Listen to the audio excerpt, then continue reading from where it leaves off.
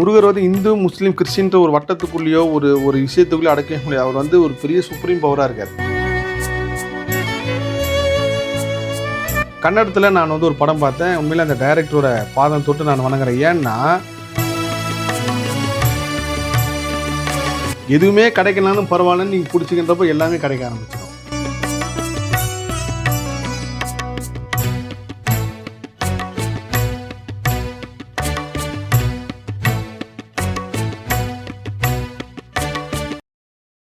ஐயா கேதார்நாத்னா வந்து பார்த்தீங்கன்னா எல்லாரும் சிவலிங்கம் சிவ வழிபாடுன்னு சொல்லிட்டு எல்லாரும் போவாங்க. ஸோ அந்த கோயில் பின்னாடி ஒரு முருகர் சிலை இருக்கிறத நீங்கள் கண்டுபிடிச்சி இப்போ எல்லாருக்கும் போட்டு அது நல்லா வைரலாக போச்சு. அதை பற்றி ஏதாவது சொல்கிறீங்க? இது நான் கண்டுபிடிச்சேன்னு சொல்கிறது இல்லைங்க. முருகப்பெருமான் காட்டுறாரு, உணர்த்துறாரு. இப்போ என்னோடய முருகர் ஆராய்ச்சியில் வந்து எப்படி ஃபஸ்ட்டு கார்த்திக் சுவாமி கோயில் வந்து முருகர் வந்து எலும்பு வடிவத்தில் இருக்கார், ஞானமாக இருக்கார், இங்கே கிளம்பினதுக்கப்புறம் தான் பழனிக்கு வராருன்னு சொல்லி ஒரு விஷயத்தை வந்து உணர்த்தி அதுக்கப்புறம் அந்த விஷயத்தை பற்றி சொல்கிறோம். அதுக்கப்புறம் இமயமலையில் குப்தி கார்த்திக் சுவாமி கோயில் ஒரு இடத்த கண்டுபிடிக்கிறேன்.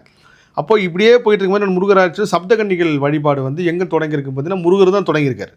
சப்தகன்னிகள் தான் வந்து மொத்த இப்போ நீங்கள் இஸ்லாத்தில் வந்து 786ன்னு சொல்லி ஒரு நம்பர் சொல்கிறாங்கல்ல, அது ஏன் சொல்கிறாங்க, எதுக்காக சொல்கிறாங்கன்ற ஒரு பெரிய விஷயத்துக்குள்ளே போகிறப்போ நிறைய விஷயத்த முருகப்பெருமான் சக்தியை உணர்த்துது. ஸோ நான் திரும்பவும் சொல்கிறது என்னன்னா, முருகர் வந்து இந்து முஸ்லீம் கிறிஸ்டின்ற ஒரு வட்டத்துக்குள்ளேயோ ஒரு ஒரு விஷயத்துக்குள்ளேயோ அடக்கவே முடியாது. அவர் வந்து ஒரு பெரிய சுப்ரீம் பவராக இருக்கார். அப்போது அதே மாதிரி சிலுவை சம்மந்தப்பட்ட ஒரு விஷயமும் தேடுறேன். இப்போ நான் முருகர் பற்றி ரிசர்ச் பண்ணி முருகர் பற்றி பேசுகிறதெல்லாம் ஒரு 3 வருடமாக இருக்குல்ல. ஆனால் நான் வந்து கேதார்நாத் பற்றி எனக்கு ஒரு பெரிய ஈர்ப்பு எப்படின்னா, கேதார்நாத்னு ஒரு படம் பார்க்குறேன். இப்போ நம்ம எல்லாருக்கும் தெரிஞ்சு 2013 வந்து ஒரு ஃப்ளட்டு வந்துச்சு. அந்த ஃப்ளட் வந்து மேலே இருந்து ஒரு ஏரி வந்து உடஞ்சி அதுலேருந்து ஒரு பாறை வந்து கேதார்நாத் கோயிலை ப்ரொடெக்ட் பண்ணிச்சு. அந்த தண்ணி விரிஞ்சு போச்சுன்ல. கண்டிப்பாக தெய்வ செயல் இல்லாமல் வந்து இது ஒரு சாதாரண ஒரு விஷயமா கடந்தே போயிட முடியாது. அப்போது இது சம்மந்தமாக எனக்கு ஒரு பெரிய ஆர்வம் இருந்துகிட்டே இருந்துச்சு. ஏன் வந்து கேதார்நாத்தில் இப்படி ஆச்சு, கேதார்நாத் இப்படி இப்போ கூட எனக்கு வந்து அந்த இயற்கை வந்து ஒரு சில விஷயங்கள் சொல்கிற மருத்துவ விஷயத்தை நான் ஆர்வத்தில் சொல்லிடுவோன்னு ஒரு பயம் இருக்குது. அது சம்மந்தமாக தேடும் போது தான் சப்தகன்னிகளோட வழிபாடு அங்கே இருக்குது, கேதார்நாத்தில் முருகர் இருக்காருன்னு சொல்லி எனக்கு ஒருத்தங்க மூலயமா தெரிய வருது. எப்படி தெரிய வருதுன்னா, இல்லை கேதார்நாத்தில் ஆதிசங்கரர் வந்து அங்கே முருகனை பிரதிஷ்டை பண்ணி வழிபட்டிருக்காரு. அதுக்கப்புறம் முருகர் சக்தி இருக்குது. நம்ம தமிழ்நாட்டில் மாணிக்கவாசகர், 4 அப்பர் சுந்தர மாணிக்கவாசகர்னு சொல்கிறோம்ல, அவங்க எல்லாருமே கேதார்நாத் முருகனை பற்றி பாடியிருக்காங்கன்னு அப்போ தான் அது ஒரு பாடலாகவே எனக்கு ஒரு கிடைக்குது. அதுக்கப்புறம் அப்போ உருவாக்கின சிலைலாம் இப்போ எங்கே இருக்குன்னு தெரியல. அதுக்கப்புறம் இன்னொருத்தருக்கு மூலயமா கேதார்நாத்தில் முருகர் சிலை இருக்குன்னு சொல்லி ஒரு ஃபோட்டோ பார்த்து நான் மறந்து போயிட்டேன். இது வரைக்கும் 3 தடவை கேதார்நாத் போயிருக்கேன், இப்போ இவ்வளோ பெரிய விஷயத்தை விட்டமேன்னு சொல்லி. அதேமாதிரி கேதார்நாத் உள்ளே நீங்கள் போகிறப்போ அதுக்கு ஒரு குறிப்பிட்ட தூரத்துக்கு அப்புறம் ஃபோன் அளவு கிடையாது. அங்கே தமிழ் கல்வெட்டுலாம் இருக்குது உள்ளே. ஸோ இது வந்து ஒரு பெரிய ஆச்சரியமாக இருந்துச்சு. அதுக்கப்புறம் முருகரை போய் தேடி பார்க்கலான்னு சொல்கிறப்போ கிடைக்கல. அதுக்கப்புறம் அடுத்த நாளும் திரும்ப நான் 3 நாள் கேதார்நாத் தங்குனே போகிறேன். பெரிய அதிசயம். 3 நாள் கேதார்நாத் தங்கி இந்த விஷயத்தை கண்டுபிடிச்சுன்னு சொல்லி அதையும் முருகப்பெருமான் காட்டினார். அங்கே அந்த முருகர் சிலை யார் வச்சாங்கன்னு இப்போ வரைக்கும் தெரியல. நான் வந்து ஒரு வீடியோலையும் சொன்னேன், இந்த சிலை யார் வச்சுருக்காங்க, யாராவது வச்சு தெரிஞ்சவங்க என்ன சொல்லுங்கன்ட்டு. அங்கே இருக்கிற எல்லாத்தையுமே விசாரித்தேன். இந்த சிலை எப்படி வந்துச்சு, யார் வந்து வச்சாங்கன்னு தெரியாது. ஆனால் பர்ஃபெக்டாக வச்சு சிமெண்ட்லாம் போட்டு அது எங்கேயுமே நவராத அளவுக்கு வச்சுருக்காங்க. கண்டிப்பாக யாராவது ஒரு அடியார் மூலயமா முருகப்பெருமான் கொண்டு வந்து அங்கே வச்சுருந்துருப்பார், திரும்ப நான் இருக்கேன்னு காட்டுறதுக்கு. ஸோ இது வந்து ஒரு பெரிய பாக்கியமாக தான் நான் கருதினேன். கேதார்நாத்தில் சிவனுக்கு பின்னாடி முருகர் இருக்காருன்ட்டு. இதே மாதிரி ஒரு தொடர்பு வந்து திருவைக்காடியில் இருக்குது. சிவலிங்கமும் முருகர் ஒன்றா இருப்பாங்க. அதுக்கப்புறம் நான் 2ஆவதாக பார்த்த இடம், 3ஆவதாக பார்த்த இடம் எங்கன்னு பார்த்தீங்கன்னா பெங்களூரில். அந்த சிவசுப்ரமணிய கோயில் சிவலிங்கம் முருகன் ஒன்றா இருக்காங்க. அது அந்த அந்த எண்ணத்தை வர வச்சுட்டு தெய்வ செயலாக தான் இருக்கும்.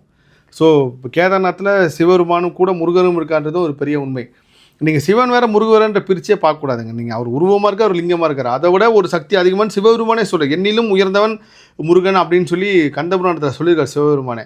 ஸோ நீங்கள் சதாசிவன் ஒரு சக்தி எப்படி வந்து ஒரு அளப்புரிய சக்தியோ அந்த சக்தி மாதிரி முருகப்பெருமான் வந்து ஒரு எனர்ஜியாக இருக்கார்.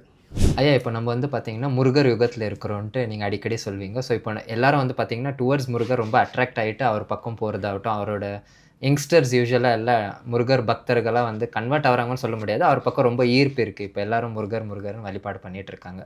இப்போ நம்ம சினிமா துறையில் வந்து பார்த்திங்கன்னா இப்போ வந்து சிவகார்த்திகேயன் அவர்களோட சேயோன்னு ஒரு படம் ஆகட்டும், ஜூனியர் என்டிஆர் அவர்களோட காட் ஆஃப் வார்னு ஒரு படம் ஆகட்டும், அப்புறம் இப்போ நம்ம தனுஷ் அவர்களை அனௌன்ஸ் பண்ண தமிழ் முருகன் ஆகட்டும், இவங்க கூட எல்லாமே டுவர்ட்ஸ் முருகரோட பக்தி, முருகர் ரிலேட்டடான படம்னு போகிறாங்க. அதுக்கு ஏதாவது ஒரு காரணம் இருக்கா? எப்படி நீங்கள் அதுதான் எப்படி கலியுகத்தில் வந்து ஒரு பார்ட் வந்து முருகருக்கும் ஆரம்பிச்சதோ அடுத்து இன்னொரு 15 வருஷத்துக்கு முருகர் பற்றி எல்லாம் பேசுவாங்க. அதே போல் வந்து இப்போது தெலுங்கில் வந்து நீங்கள் சொல்கிற முருகர் பற்றி வருது, தமிழில் வந்து தமிழ் முருகன் சொல்லி வந்திருக்கு, செய்யணும் ஆரம்பிச்சிட்டப்போ கன்னடாலையும் முருகர் படம் பெருசாக வரப்போகுது பாருங்கள். அது மட்டும் கிடையாது, கன்னடத்தில் இப்போ நான் ஒரு படத்தை பார்த்தேன். அது படம் வந்து மிரண்டுட்டேன். எந்த சக்தி வந்து அவருக்கு இந்த ஒரு ஞானத்தை கொடுத்து எடுக்க வச்சிருக்கோம்னு சொல்லி. ஸோ இந்த கலியுகத்தில் வந்து முருகர் சம்மந்தமான படங்கள் வந்து அதிகமாக வரப்போன்றதுக்கு ஒரு பெரிய உதாரணம் சொல்கிறேன். நீங்கள் சொன்ன லாங்குவேஜ் எல்லாமே தெலுங்கு, தமிழில் வந்து மலையாளத்துலேயும் முருகர் சம்மந்தமான ஒரு விஷயம் உருவாகிட்டு இருக்கு. கன்னடத்தில் நான் வந்து ஒரு படம் பார்த்தேன். உண்மையிலே அந்த டைரக்டரோட பாதம் தொட்டு நான் வணங்குறேன். ஏன்னா ஒரு காட்சி ஒன்று வச்சுருப்பார். அந்த ஒரு காட்சி போதும் அந்த படத்தை நம்ம ஏன் பார்க்குறோம், எதுக்காக பார்க்க வச்சுன்ற ஒரு விஷயத்தை வந்து உணர்த்து. நான் பார்த்து மிரண்டு போயிட்டேன். அதில் வந்து உபேந்திரா ஐயா நடிச்சிருப்பார். அப்புறம் நம்ம சிவகுமார் ராஜ் ஐயா அவர் நடிச்சிருப்பார். சிவா ஐயா நடிச்சிருப்பார். நான் வந்து அப்போ படம் பார்த்துட்டு அது சம்மந்தப்பட்ட குழு வந்து எவ்வளோ பாராட்டணும் முயற்சி பண்ண நடக்கலை. எஸ்கே பைட்ஸ் மூலிமா அந்த விஷயத்தை நான் சொல்கிறேன். அதில் வந்து ஒரு விஷயத்தை வந்து சொல்லியிருப்பார். என்னென்னா என்னோடய கர்ம ஆராய்ச்சியில் வந்து நான் வந்து ஒரு 2 வருஷம் முன்னாடி சொன்னேன். கெட்ட கர்மாவோட எண் வந்து 8, நல்ல கர்மாவோட எண் 9. கெட்ட கர்மானா நீங்கள் ஒன்றும் பயந்துடானா 8னா அப்படின்னு சொல்லி கிடையாது. 8 ஒரு பெரிய கர்மா சொல்லிச்சு. அது உங்களை வந்து இப்படி மேலே போய் திரும்ப நீங்கள் என்ன வினை விதைச்சிங்களோ அந்த பாடத்தை கொடுத்துரும். அதுக்கப்புறம் 9 வருது வந்து அது ஆட்டோமேட்டிக்காக உங்கள் வாழ்க்கையில் இருக்கிற எல்லா ஊழ்வினை கர்மாவையும் நீக்கி உங்களோட பக்தி நிலையை பொறுத்தும், உங்களோட மனோட எண்ண ஓட்டத்தை பொறுத்தும், உங்களோட எண்ண அலைவரிசையை பொறுத்தும் அந்த 9 நம்பர் வேலை செஞ்சு ஒரு பெரிய விஷயத்தை வந்து உங்களுக்கு கொடுக்கும். எவ்வளோ மோசமான கர்மாவாக இருந்தாலும் சரி, நீங்கள் எப்போ வந்து சமமான மனநிலைக்கு மாறுறீங்களோ, இந்த 8 நீங்கள் தாண்டி வந்தது 8ன்னா நீங்கள் பாதியாக 4 நாள் எடுத்துக்கலாம்ல. எப்போ நீங்கள் அந்த சமமான மனநிலைக்கு மாறலாம் அப்போ தான் அந்த 9ஆம் நம்பர் உங்களுக்கு வருஷம் வேலை செய்யும். இதை வந்து முன்கூட்டியே நான் சொல்லியிருந்தேன். அதனால தான் இந்த 18, 108 இது எல்லாமே ஒரு மிகப்பெரிய கர்மாவோட ட்ரான்ஸ்ஃபராக ஒரு விஷயம் செயல்படுத்துன்ட்டு. அப்போ 45ன்னு ஒரு மூவி பார்க்குறேன். கிட்டத்தட்ட 9ஆம் நம்பர் தான். அந்த பேர் அவர் ஏன் வச்சாருன்னு அவரே இன்றைக்காவது ஒரு நாள் சொல்லணும். நான் அவர் இன்டர்வியூலாம் தேடி பார்த்தா அதுக்கு உண்டான பதில் எங்கே கிடைக்கல. அப்போ அதில் வந்து ஒரு காட்சி வச்சுருப்பார். என்ன காட்சி வச்சுருப்பாருன்னா, இந்த உலகத்தில் வந்து தப்பு செய்யாத, இது நான் என்னோடய கர்ம ஆராய்ச்சியில் உணர்ந்த சொல்கிறேன். இந்த உலகத்தில் தப்பு செய்யாது யாருமே கிடையாதுங்க. ஒரு திருடனை பிடிச்சி நீங்கள் கேட்டிங்கன்னா அவன் பக்கம் ஒரு நியாயம் இருக்கும். ஒரு கொலையாளியை நீங்கள் பிடிச்சிக்கிட்டா அவன் ஒரு நியாய கதை சொல்லுவான். ஏன் வந்து நான் பண்ணேன், எதுக்காக பண்ணேன்ட்டு. கொள்ளடிக்கிறவனாக இருக்கட்டும், எல்லார் பக்கம் ஒரு நியாயம் இருக்குங்க. ஒருத்தவங்க ப்ராஸ்டியூஷன் போகிறாங்க, ஒரு பொண்ணு போகிறோம், அது பக்கம் ஒரு நியாயம் இருக்கும். அவங்க பக்கம் வந்து ஒரு நம்ம எதிர்பார்க்க முடியாத ஒரு சோக கதை இருக்கும். ஒரு புருஷன் முன்னாடி அடித்து பிரிகிறாங்க அப்படின்னா 2 பேர் பக்கம் ஒரு நியாயம் இருக்கும்.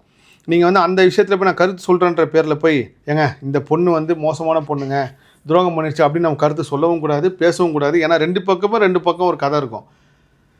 அப்போ இயற்கையை வந்து நீங்கள் எல்லா விஷயத்தையும் எப்படி ஜட்ஜ்மெண்ட் பண்ணி உங்களுக்கு நீதி வழங்குது அப்படின்னா உங்களோட நோக்கத்தை பொறுத்து.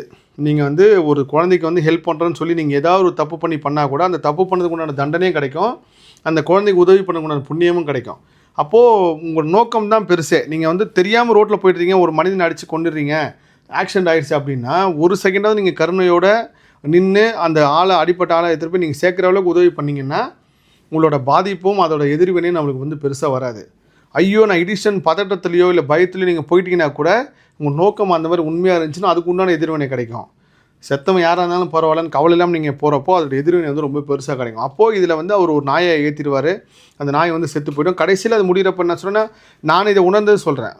நீங்கள் அந்த நாய் ஏற்றோட ஒரு செகண்ட் கருணையோடு நின்று அந்த நாய்க்கு உண்டான ஒரு இரங்கலையோ இல்லை ஒரு உதவியோ நீங்கள் பண்ணி செஞ்சுருந்தீங்கன்னா அதுக்கு பாதிப்பு வந்திருக்காது. ஆனால் ஒரு நாயை கொன்னதுக்காக யமனே நேராக வந்து அவனை வந்து பிடிப்பார். அப்போது அந்த ஹீரோவோட அம்மா வந்து முருக பக்தியாக இருப்பாங்க. அவங்க சொல்லுவாங்க, முருகா யமனே நீ ஜெயிச்சு என் பிள்ளைய கொண்டு ஒரு நம்பிக்கை இருக்குன்னு சொல்லி அவங்க ஒரு மஞ்சள் துணி வச்சு கட்டுவாங்க. அந்த சீன்லாம் வந்து அவ்வளோ கூஸ் பம்ப்ஸ் ஆச்சு. இது ஒரு பாட்டாக தானே வந்துச்சு. ஆனால் கன்னடத்தில் இதுக்கப்புறம் பாருங்கள் பெரிய அளவுக்கு முருகர் சக்தி வேலை செய்யும். ஸோ இந்த படங்கள் வர்றது எல்லாமே இந்த சவுண்ட் அண்ட் லைட் தான். யூனிவர்ஸ் மூலயமா நீங்கள் இருக்குன்னு ஒரு விஷயத்த சொன்னீங்கன்னா இல்லைன்னு சொல்கிறதுக்கு இன்னொரு சக்தி வரும். இது உண்மை. இப்போது சினிமா வந்து இன்ஸ்டாகிராம் திறந்தாலே முருகன் எல்லா இடத்துலையும் வந்திருந்தாங்களா? எல்லாருக்கும் 2 மனசு இருக்குன்னு ஒரு விஷயத்தை பதிவு பண்ணியிருந்தேன். அப்போ எல்லாருக்கும் 2 மனசு இருக்கு வந்து சொன்னது நான் கிடையாது, பட்டினத்தார் சொன்னார். இப்போ நீங்கள் வரதுக்கு முன்னாடி கூட நான் பட்டினத்தார் படம் தான் பார்த்துட்டு இருந்தேன் யூடியூப்பில். கண்டிப்பாக அந்த படத்தை எல்லோரும் ஒரு வாட்டி பாருங்கள். அப்போ அந்த அரசர் கேட்பார், எல்லாருக்கும் 2 மனசு இருக்குன்னா என் மனைவிக்கே 2 மனசு இருக்கான்னு வேறு. ஆமாம், ஏன் உன் மனைவி என்ன உலகத்தில் எல்லாருக்கும் 2 மனசு இருக்குது, அப்போ பராசக்தி இருக்கான்னு கேட்பார். பராசக்தி வந்து கலை தெய்வம், அவங்க கலை ஞான சக்தி, அவங்கள நீங்கள் ஆண் பெண்ணுக்குள்ளேயே அடக்க முடியாது. நீங்கள் வந்து முருகப்பெருமானாக இருக்கட்டும், பராசக்தியாக இருக்கட்டும், பிரம்மாவாக இருக்கட்டும், இவங்க எல்லாருமே நீங்கள் ஆண் பெண்ணுன்ற ஒரு விஷயத்துக்குள்ளே அடைக்க முடியாது. அவங்க சுப்ரீம் பவர் உள்ள ஒரு விஷயம். நம்ம எல்லாம் சாதாரண மனிதர்கள். எப்பயுமே வந்து எல்லாருக்கும் 2 மனசுன்னு தனித்தனியாக வேலை செஞ்சுட்டு இருக்கோம். நான் என்ன தான் இங்கேருந்து பேசினாலும் என்னோட இன்னொரு கான்சியஸ் வந்து வேறு ஒன்று சென்னையில் ஒரு விஷயம் நினச்சிட்ருக்கோம். நீங்கள் என்கிட்ட பேசிட்டு இருந்தால் கூட உங்கள் மனசு வேறு எங்கேயா இருக்கும். இப்போ என் மனசு ஃபுல்லாக இங்கே பேசிகிட்டு இருந்தால் கூட இன்னும் சாப்பிடல, பசிக்குது, சாப்பாடு வந்திருக்குமா இல்லைன்னு அதை தான் ஒரு பக்கம் தோண்டிட்டு இருக்கலாம். அது மாதிரி நீங்கள் எவ்வளோ தான் ஒரு மனிதனுக்கு நீங்கள் எவ்வளோ ஹெல்ப் பண்ணாலுங்க அந்த மனிதர்கள் நன்றி மறந்துடுவாங்க. நீ எனக்கு என்ன பண்ணலாம் கேட்பாங்க. இது இயல்பான குணம். அப்போ அவர் சொல்லுவார், ராணிக்கு 2 மனசு. ஆமாம் 2 மனசு இருக்குதுன்னு சொல்லுவார். அதுக்கப்புறம் அவர் கோவப்பட்டு ஏன் ராணியை தப்பாக சொல்லிட்டியான்னு, ராணி கிடையாது, உலகத்தில் எந்த ராணியாக இருந்தாலும் ஆணாக இருந்தாலும் பெண்ணாக இருந்தாலும் எல்லாருக்கும் 2 மனசு இருக்குன்னு சொல்லி சொன்னோன்னே அவர் கோவம் அதிகமாக வந்து பட்டினத்தாரை வந்து ஜெயிலில் போட்டுருவார். போட்டதுக்கப்புறம் ஒரு விஷயம் நடக்கும். அது வந்து யூடியூப்பில் கதையாக இருக்குது, படத்தில் வந்து அந்த டீட்டெயிலாக காட்டியிருக்க மாட்டாங்க. ஒரு சாய்பாபாவை ரொம்ப தீவிரமாக கும்பிட்டுட்டே இருப்பாங்க. சாய்பாபா கோயிலுக்கு வியாழக்கிழமை போயிட்டே இருப்பாங்க. அப்போ பாபா சாய்பாபா வந்து கருணையோடு அவங்களுக்கு ஒரு விஷயத்தை கொடுக்கலாம் அப்படின்னு வரப்போ டக்குன்னு தெய்வத்தை மாற்றிடுறாங்க. பாபா எதுவுமே கொடுக்கலன்னு வராகிக்கு போயிடுவாங்க. வராகியை விழுந்து கும்பிட்டுக்கிட்டே இருப்பான். வராகி அம்மான்னு பஞ்சம் போயிட்டே இருக்கும்போது இவ்வளோ கஷ்டப்படுறானே, இவனுக்கு ஏதாவது ஒன்று நல்லது செய்யணுன்றப்போ இவன் இயற்கை என்ன பொண்ணு, இவன் அந்த துன்பத்தை அனுபவிச்சுன்னு சொல்லி இவனே வராகியை கும்பிட்டு ஒரு பிரயோஜனம் இல்லையேன்னு சொல்லி டகால்னு முருகருக்கு மாறிடுவான். அப்புறம் முருகரை வந்து கும்பிட்டு முருகா செவ்வாய்க்கிழமை வரேன், விளக்கேற்றினா செவ்வாய்க்கிழமை பூ போடுறேன்னு சொல்லி முருகர் வந்து நீங்கள் போனாலே அந்த டெஸ்ட் வைக்கிறதுல வந்து திருவிளையாடல் பண்ணுறதுல முருகப்பெருமானுக்கு ஈடுன்னு யாருமே கிடையாது. சிவபெருமானோட அதிகமாக திருவிளையாடல் வந்து முருகப்பெருமான் செய்வன்னு கந்தபுராணத்தில் சொல்லப்பட்டிருக்கு. அப்போ முருகர் கொடுக்க ஒரு நேரத்தில் என்ன பண்ண டபால் வேற ஒரு தெய்வத்துக்கு மாறிடுவான். அப்படி தான் இப்போ கருப்பு படம் வந்துச்சு. எல்லாரும் கருப்புன்னு சொல்லி போனாங்களே, யாரெல்லாம் முருகர் பற்றி ரீல்ஸ் போட்டாங்களோ, யாரெல்லாம் முருகர் பற்றி பேசுவாங்க, திரும்ப வந்துடுவாங்க. ஸோ இது வந்து இந்த நிலை மாறிட்டே இருக்குங்க. நான் தான் சொல்கிறேன், நீங்கள் ஒரு தெய்வத்தானாலும் சரி, இயேசுவோ அல்லாவோ பிள்ளையாரோ முருகரோ இல்லை எந்த தெய்வமானாலும் ரொம்ப கான்சியஸாக பிடிச்சிருங்க. எதுவுமே கிடைக்கனாலும் பரவாயில்லன்னு நீங்கள் பிடிச்சிக்கின்றப்போ எல்லாமே கிடைக்க ஆரம்பிச்சிடும். ஸோ இந்த தெய்வம் இந்த சக்தி மாறிக்கிட்டே இருக்கும்.